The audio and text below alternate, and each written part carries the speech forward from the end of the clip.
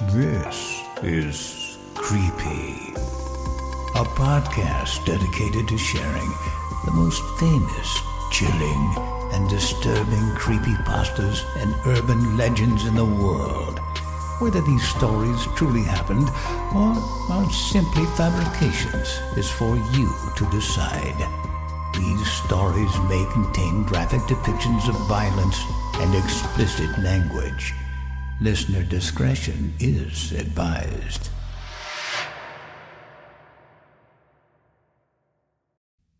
Creepy presents The Hole to Hell, written by Sum Gigh.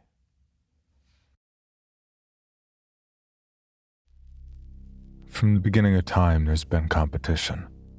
Competition for money, for land, for love and affection, for control. For over 4 decades, the United States of America and the former USSR engaged in their Cold War for dominance, a sort of cat-and-mouse game that relied on perception and intimidation. The space race, nuclear proliferation, the Red Scare. Just a few things to come of saber-rattling and threats, both veiled and overt. Competing in sports, competing in innovation, Sputnik, Apollo 11, Bobby Fischer versus Boris Spassky, the 1980 U.S. Olympic men's hockey team, also known as a Miracle on Ice. The eyes of the world shifted from one event to another, all while one of the single most horrific instances, one of both scientific and divine significance, took place with little to no fanfare. The race to the moon may have made most of the world look to the stars, but all the while, there were those looking down at the soil beneath their feet. Supposedly it started with the search for oil. It makes as much sense as any other reason given the Earth's reliance on fossil fuels. Should one of the world's great superpowers be the first to tap into a great, previously unknown bed of oil, it could change the course of international trade, and even human history. The race was on. Who could drill further, faster, in search of the great reserve of black gold? What they found was something more than they could ever prepare for. As it goes, the USA quickly gave up on the search due to low funding and lack of results, along with the rest of the world, while Soviet mining teams continued to dig deeper and deeper into the Earth's crust at an undisclosed location in the Siberian wilderness. Until years later, it was assumed that the Kola well on the Kola Peninsula near Murmansk, Russia, was the deepest well. Drilling the Kola borehole started on May 24, 1970, using a Euromash 4E and later the Euromash 15,000 series drilling rig, and reached the deepest man-made hole depth in history in 1979. The boreholes measured approximately 9 inches in diameter. The deepest of the boreholes, named SG3, reached 12,262 meters, or just over 40,000 feet. In 1989, it became publicly known as the deepest true vertical depth borehole in the world, while Al Shaheen oil well in Qatar holds the public record for measured depth, surpassing Kola by roughly 100 feet. In reality, the Kola well was only approximately half as deep as the hole that would become known as the Well to Hell. By 1989, as part of a dual effort, a race as it were with Kola, the second Soviet drill team managed to drill a hole approximately 9 miles deep. This information was kept from the public. Sometime in 1989, the drill team broke through a layer of rock into a previously unexpected cavity. It was assumed at the time that the composition of the Earth was one of near solid stone. Temperature readings from inside the hole indicated ambient temperature in excess of 2,000 degrees Fahrenheit, approximately the same temperature as molten lava. Tests were run with little success until a specially designed microphone, specifically engineered to study volcanic activity, was lowered into the hole. It captured nearly 20 seconds of sound from the deepest parts of the hole before melting. The sounds recorded on that fateful day were marked top secret by the Russian government, and all knowledge of the hole and the program were eliminated, possibly even at the expense of human life. It wasn't until 2002 that sounds from the recording were leaked to the public. This is what they heard.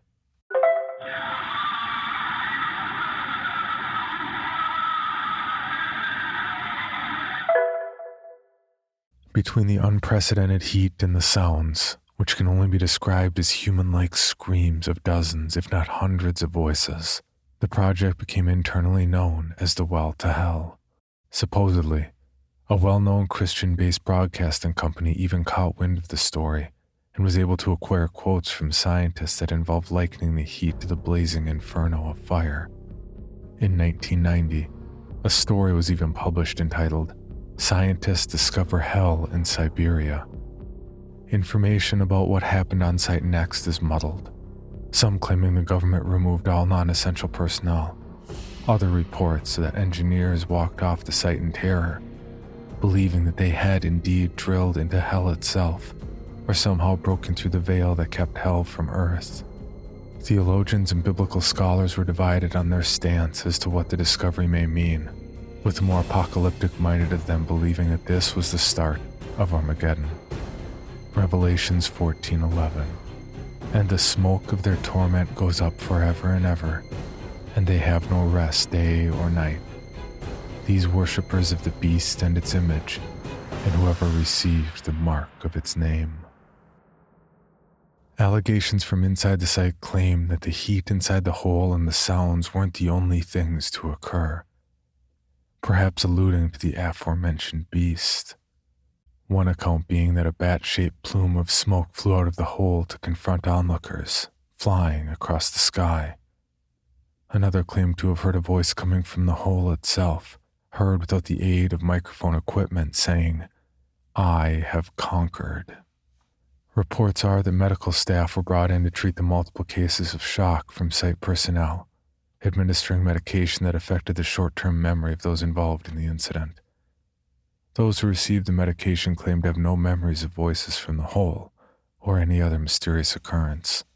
The story itself was widely discredited from sources around the world for any number of reasons until 2002, when the previously heard audio recording was leaked to the public through the widely listened to Coast to Coast AM radio program. According to an anonymous correspondent, quote, "My uncle collected videos on the paranormal and supernatural. He passed away fairly recently. He let me listen to one of the audio tapes that he had on the sounds from hell in Siberia, and I copied it. He received his copy from a friend who worked at the BBC." Since then, the story has largely faded into internet lore, with YouTube videos and blog posts still discussing the nature of the hole, some debunking the inconsistencies in the story, others heralding this as proof of another level of consciousness and evidence of an afterlife. Perhaps the most valid argument in it all has been the inability to identify where the hole was actually drilled. Clandestine operation reports available through the Freedom of Information Act have revealed a startling truth. The location of the drill site itself has no official working name, as it was unceremoniously classified as a closed city. A largely unfamiliar concept in North America and other first world countries. A closed city was a Soviet implementation where travel or residency restrictions were applied, so that specific authorization was required to visit or even remain overnight. These places tended to be locations of sensitive military establishments and secret research installations. There may also be permanent residence there for individuals linked to clandestine services in order to protect their identities during the Cold War. Most closed cities existed in the Soviet Union from the late 1940s until its dissolution in 1991 at the end of the Cold War.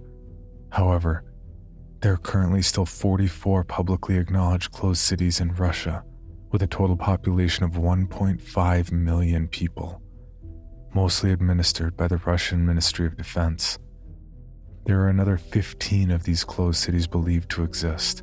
However, their names and locations have not been publicly disclosed by the Russian government. On April 26, 1986, and the days and weeks and years that followed, the Chernobyl nuclear power plant disaster captured the attention of the world, much to the dismay of the Soviet government. Anything short of a show of power was viewed as a loss in the constant Cold War struggle. While much of the former Soviet Union and the world scrambled to contain both literal and figurative fallout, reports from embedded foreign government officials showed a great deal of parallel internal movement. In other words, someone used the opportunity with the world distracted, to make other potentially volatile situations disappear. Some believe the number of closed cities doubled near overnight. Other closed cities appeared scattered around Siberia, many utilizing the Lenin-era gulags as bases of operation. One report suggests that the drilling site was intentionally located in a river valley near Verkhoyansk, where the lowest temperature recorded was a deadly negative 90 degrees Fahrenheit. The suggestion being that this location would help to counter the expected heat from the drill. Others scoff at this idea, as the brutal temperatures would have had a devastating effect on any equipment exposed to the polar winds. Some theologians believe that long since closed gulags would be the exact place for hell to exist on Earth, by whatever means. The idea that the veil between life as we know it and whatever hell may be would be thinnest at the site of human atrocities. It's estimated that under the rule of Vladimir Lenin and Joseph Stalin, up to 18 million people died in gulags across Russia. Other locations supposedly believed to be, quote, closer to hell, exist in Rwanda, the location of the 1994 genocide, where as many as 1.1 million people were killed over a mere month-long period. Cambodia, where as many as 2 million people were systematically persecuted and killed over a 4-year period. And the remains of German concentration camps, where it's estimated that as many as 6 million people were killed during the years that led up to and during World War II. And while the United States' own persecution of both indigenous persons and African slaves has not gone unaccounted for, it's also been hypothesized that one such location could exist in the United States, specifically in Minnesota, the location of the largest mass execution in United States history, where 38 members of the Dakota tribe were convicted of war crimes in 1862 and hanged en masse on a single, specially designed gallows. Further indication of the well's location have been periodically discovered over the years via satellite heat signature tracking. The following dates have stood out as showing significant one-day temperature increases in a particularly isolated location in Siberia. December 26, 2004, April 29, 1991, January 12, 2010, and August 17, 1999. These dates, among other things, coincide with 4 very specific events in human history. The 2004 Indian Ocean tsunami that claimed the lives of 227,898, Cyclone Nargis in Myanmar that claimed 138,373, the Haitian earthquake that claimed over 100,000, and the Izmit, Turkey earthquake that claimed 17,217. Put simply, these were single dates in human history where, if hell is real, the population could have suddenly increased. More so, weather satellites detected something else startling in early 2020, suggesting the ambient temperature in northern parts of Russia had gone up. Originally, this was linked to the ideas of global warming. However, the increased heat is not only sustained, but isolated in a particular region known to have several abandoned gulags. This heat signature has only slightly waned in the last year, but has remained. And overlapping the heat increase reported in the area against the increase in global death rates shows unmistakable correlation. Of course, all this was just a matter of conjecture and speculation. There were no video interviews with scientists from the site, no quotes from government officials sitting in the shadows to hide their identities. In the information age, stories without proof, particularly video proof, bear little weight. That was until last year. In June 2020, a video appeared on a 4chan X forum for a single day, posted by a Russian vlogger with the username Spetnazi. While the video was deleted within 24 hours, several copies of the audio were saved and shared. Unfortunately, the quality of the video is so minimal, largely attributed to someone possibly using an old flip phone, that no usable information was recovered. It is unknown if the original poster had any idea of the location they had stumbled upon, or if it was simply a matter of bad luck. What follows is the original audio along with the voiceover translation of that uploaded video.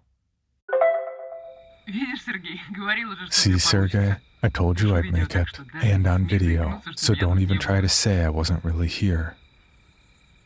It's just up ahead.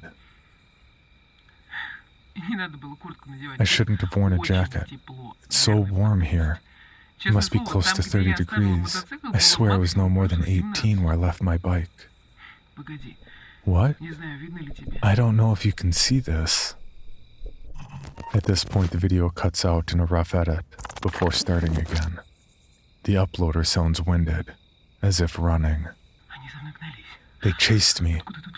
Why are there people here? Sergey, you jerk. You said this place was abandoned. Oh, shoot. The video cuts out and starts again, an undetermined amount of time later. They have dogs. Why do they have dogs? The audio cut out again. This time, while there were some pixelated images in previous sections of the video, now the screen is completely black. I don't know what's going on, Sergey. I need you to know what's going on here. This is your fault. You said it was safe. As soon as I got over the hill, I saw the fence, but it wasn't old, it was new. There was an alarm, and men with dogs came running out, chasing me. I hid, and they went right past me. But they moved in circles away from the fence, so I couldn't run. I just stayed there. But then I heard them coming back, and all I could think to do was run towards the fence. I don't know how they didn't see me. I'm in some kind of warehouse now. Please, I'm so scared. I don't know what to do. I don't have reception here. It's them. The audio shuts off again. When it starts, there are sounds of walking and an echo, as if the person is walking down an enclosed tunnel. I don't know how much battery is left, and I don't know where I am. I just have to keep walking. At least it's warm in here. Hot, actually. I'm so tired and thirsty. It's been hours trying to find a way out. This place, I don't understand it. There's security, but it's like the further inside I go, the less anyone is around or even watching. Why? Hold on. There's a large door. This must go outside. I don't even care if they catch me now. I'm just a kid. I got lost. I don't understand. The audio cut off again. The sounds heard at the end of that section of audio have not yet been identified. It is an undetermined amount of time later that the audio starts again. When it does, there is light in the video, suggesting the person is once again outside. No hope. Sergey, how could we know? The audio ends with this final statement. Any attempts to identify either the person who recorded the video or Sergey have been unsuccessful. It is unknown who posted the video. Since the posting of the video, the location of the original poster has come under intense debate and is considered to be the white whale of sorts for internet vloggers, tracking down the most dangerous and mysterious locations on Earth. To date, no other video has surfaced with details or follow-up. Through the vague clues in this video, some have linked it to the supposed location of the well to hell.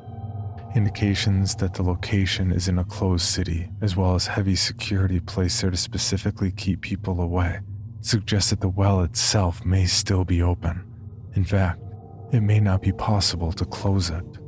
Stories from within the site, from when the original recording occurred, spoke of periodic spikes in heat, a sort of warning signal before a pillar of fire would erupt out of the hole, not unlike the old faithful geyser in Yellowstone National Park. The flames supposedly shot hundreds of feet into the air on an almost daily occurrence. If this is the case, it would stand to reason that the Russian government would want to conceal such an event from the prying eyes of spy satellites floating miles above the Earth that would expose the site, for better or worse.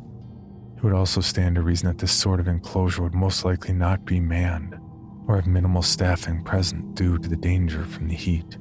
Security would be required, but would anyone actually need to be at the drill site itself?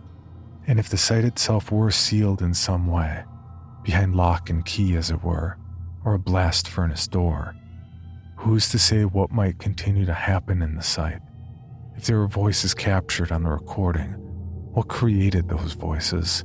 And if sound and flames could travel up the hole, couldn't something else? Mining and mining disasters have captured the imagination of the public for years. Even as the mining industry struggles in favor of clean energy, there's a certain captivation that the world has with the job and the people who do it. Thousands of miners die each year in accidents, particularly in developing countries and rural areas where safety measures are not fully practiced. On April 26, 1942, the worst mining disaster in history took place in China, costing the lives of over 1,500 people, starting with a fire in the mine. It was then decided to seal off the tunnel and block the flow of oxygen, essentially cutting off the fuel source of the fire. But trapped miners suffocated to death as a result. It was found that most of the deaths were not caused by the initial fire, but by carbon monoxide poisoning and suffocation. Of course, not all mining accidents end in death. In 2010, the collapse of a Chilean mine and the trapping of 33 miners 2,300 feet underground captured global attention as people waited for news and signs of hope of survival.